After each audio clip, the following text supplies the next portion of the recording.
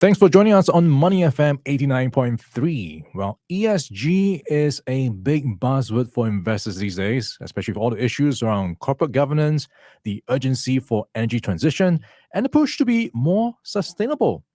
And what should we look out for? Joining us today is Adrian Ow, Head of Business Enablers and ESG Solutions from UOB. Thanks for joining us, Adrian. How are you doing today? Hi, good morning. Thanks. Good. I'm doing good. Let's start first with laying the context of where we are right now when it comes to ESG. We often hear the calls for more to be done for ESG. How much progress do you think we are seeing, and how much progress do you think we've made, especially when it comes to Singapore? Yeah, I think maybe before I talk about Singapore first, perhaps let me set the context from a global perspective. So in end 2022, about 140 countries and over 4,000 businesses have committed towards net zero or are in the process of doing so. And these countries and businesses are responsible for about 90% of global greenhouse gas emissions. So in short, sustainability has become mainstream. It's no longer a fad or a nice thing to do. It's really become a business imperative. So when we look at ASEAN first, ASEAN as a whole would probably suffer about 35% erosion of the GDP by 2050 if we do not take care of our current environment. Impacts to agriculture, fishing, and tourism are likely to erode jobs and livelihoods. In Singapore, of course, we have the Green Plan, Singapore Green Plan 2030, which sets out the roadmap in terms of what we want to do in terms of greening the green spaces, greening our buildings, our offices, our factories, and also reducing the amount of waste to landfills, and of course, greening our transportation network. So all these are actually very good initiatives. And perhaps I think if we look across the region, this is really something that the government has done well in terms of laying out the national priorities in terms of the sectoral transformation in the sustainability space. Adrian, there are always other more pressing short-term challenges, especially in times of economic uncertainty. What's the risk of ESG taking a backseat to all of that, including, things like rising expenses, potential recession, and layoffs in the tech sector? Yeah, I think that's a very good question, Lynn. I think very often we get that kind of questions and of course feedback from our customers, especially people who are in the SME sectors, because they will have just recovered from the pandemic. They're concerned about cash flow, business survival, and yet green and sustainability has become a thing that, or from a compliance, a regulatory, or even a competitive edge perspective, they are required to step up, and adopt all these sustainability solutions.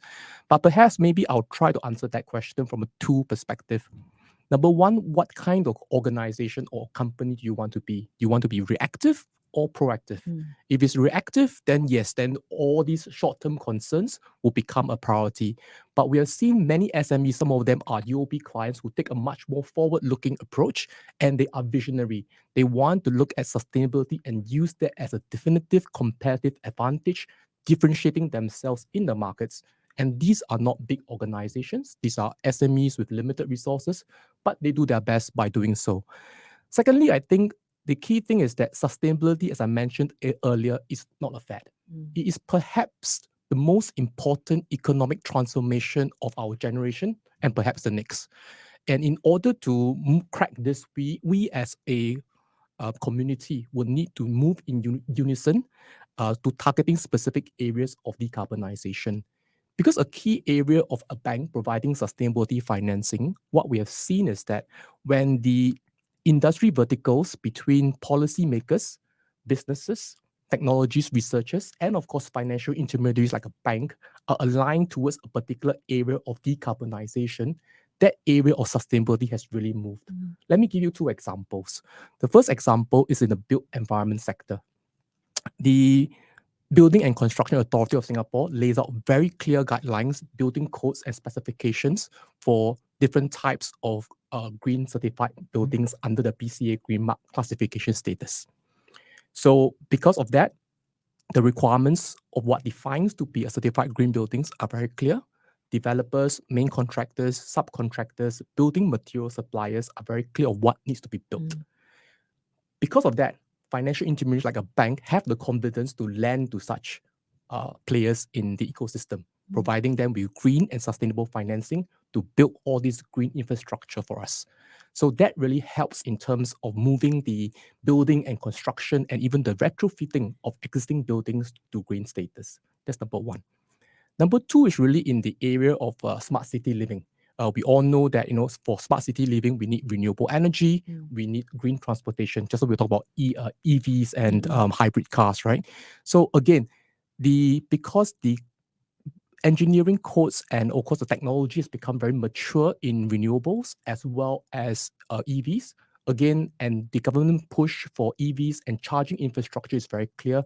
Again, the rest of the business ecosystems and the financier, as a bank, would move very clearly and coherently in that one single direction. Yeah, I like what you said about companies can either be proactive or reactive. And I think it's worth noting a lot of people recognize that it's important to be more ESG forward in a sense. They recognize the importance of ESG, but there's often a gap between acknowledging it and executing it. So when it comes to actual adoption, how much of a gap is there between these two?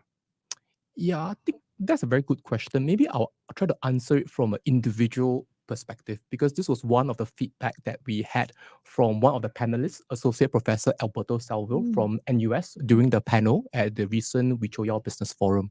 He mooted the idea of having an individual personal carbon scorecard. Oh, interesting. All of us have a credit score, right? With the credit bureau, you go to a bank, you apply for a credit card, you apply for a home loan, you will get a credit score. He was mooting the notion that each of us should have a personal carbon credit score as well.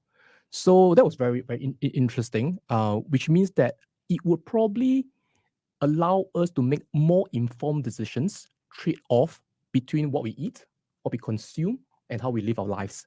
Because it's not going to change our behavior overnight, but we start to make conscious decisions like, for example, do I eat beef, chicken, or salad today? Because technically, beef actually produces 8 times more greenhouse gas emissions than chicken and vegetables. So again, do I need to eat beef every day? No, but perhaps for special occasions, yes, or maybe once or twice a week. So that allows us to have more conscious decision making. And hopefully with that informed data point, we will also be more inclined to increase our willingness to pay for green produce infrastructure, because green is not cheap. It requires different way of building certain infrastructure. It requires investments in new technology that are truly sustainable. And yes, so green produce, organic, green offices, green textile that we wear is not cheap. And therefore, we will probably, with that information, be able to make a more informed decision about our lifestyle. All right. What are some of the sustainability financing frameworks and solutions that clients can expect these days? Yeah, so I would say that across the industry, there are generally 4 types of green and sustainability financing. The first type is what we call green loans. Green loans are given to projects which are clearly defined as green, aligned to the UN SDGs. That's the first type. The second type would be what we call sustainability-linked loans. These are loans given to companies who perhaps may not be necessarily in the green sector, like renewable energy, but who are in the process of improving their sustainability performance. So we as a bank would want to incentivize them to reduce their carbon emissions, reduce their water usage, and improve their waste recycling. The third type is what we call sustainable trade finance. Singapore is a key commodity and transshipment hub. So there is facility which we give to actually green the supply chain to support the import and export of green and sustainable agri-commodities, textile, palm oil, things that we use and consume on a day-to-day basis. The last one is what we call transition finance. This is loans given to what we call the hard-to-abate or brown sectors in the oil and gas sectors to help them transition towards more sustainable alternatives like hydrogen, carbon capture, utilization, and storage, as well as carbon capture and storage. All right, we're in conversation with Adrian Ow. He is the head of Business Enablers and ESG Solutions at UOB. Now, Adrian, you were recently moderating a panel for enhancing sustainable ESG practices and implementation. And this was at the 2023 Wichoyao Business Forum. You mentioned there was this personal scorecard concept that came out. I'm sure there were a lot more takeaways from that forum. Yeah. So yes, indeed, we had a very distinguished panel of industry practitioners and academia with us on the panel that day, who very generously shared their ESG practices, what worked, what didn't, and most importantly, what could be done better. So I personally benefited a lot from their generous sharing.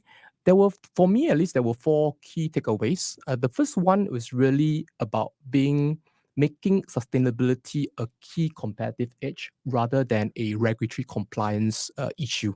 So many of the panelists that day, they were of the same thinking that sustainability is a key defining moment to differentiate the business and to make it a strategic imperative. And that's how they have actually differentiated their businesses over the last few years. That's number one. Number two, for a lot of the SMEs out there, sustainability might be a kind of an alphabet soup, right? But another sharing that one of the SME owner did was to share that take baby steps. Look at how you could actually reduce your operational costs, reduce your energy consumption, and implement or install more energy efficient equipment. Baby steps and baby goals. Yes, start small and see where it takes you from there. The third one was actually from one of our panelists who mentioned that sustainability is something other than taking it as a whole of nation approach at an organizational level. Is a whole of organizational approach, which means that it's not really about hiring 3 or 4 people, setting up a corporate sustainability office, and then leave it with them. It really requires the entire organization end to end and changing the entire end to end process, business strategy, business approach that will really move the needle on sustainability solutions adoption. And the last part, which I've just mentioned earlier, is really about the personal carbon scorecard. I think having that key data point will really help us consumers to make more informed decisions and perhaps increase our willingness to pay for green produce and green infrastructure. You mentioned the phrase move the needle earlier. Were there any policy recommendations that could possibly do that? Yeah, I think this was quite a sensitive topic, to be honest. And there were perhaps, I think, 2 broad key recommendations. First, I must say that as I go around the region, and because UOB has committed towards net zero in October 2022. So since then, we have been engaging like-minded organizations across ASEAN to work together to move the needle on sustainability solutions adoption. And as we do that, I must say that the Singapore government has been very clear in terms of our national priorities by publishing sectoral roadmaps towards sustainability for the hotels, tourism, energy transition, and also the financial services sector. And these are very important because it aligns national priorities and the rest of the players in the ecosystems toward that one single direction. So this has been really very, very helpful.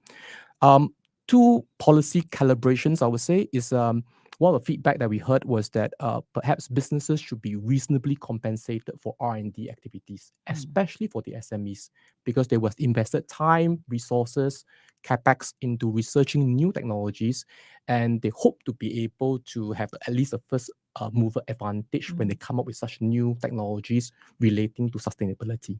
All right. The second is really, and this is not from the bank, this is really from the companies in the real economy. In fact, one of them said, why not provide financial intermediaries like banks or insurance companies to have access to low cost of funds, which can then be transferred as a lower pricing of loans to the real economy players, because that will allow and speed up sustainability solutions adoption. Because we have to recognize that there are quite a few sustainability solutions that will require a longer payback period because the technology may not be mature and the capex investment involved will take a longer period to make commercial sense for a company, especially the SME. So by having a lower cost of funding, it will help to lower the barrier of entry into adopting such sustainability solutions. All right, Adrian, we talked about what companies can do, what policies can do. So let's talk about what people can do. So to many of the people out there, especially the younger ones who want to make a difference, what would you say to them? I would say get involved. Be the change you want to see. Don't be just a keyboard warrior typing away. Be a technologist or researcher who an advanced climate adaptation and mitigation technology. Be an engineer that will help scale up the engineering solutions on a wide scale. Be an investor or work in a financial intermediary like a bank to help advance sustainability financing, be a key policy maker to design grants, schemes, and incentives that would help the entire ecosystem at a national level to move towards a more sustainable environment. Thank you very much for your perspectives, Adrian. Adrian Ow, Head of Business Enablers and ESG Solutions from UOB. Money FM 89.3.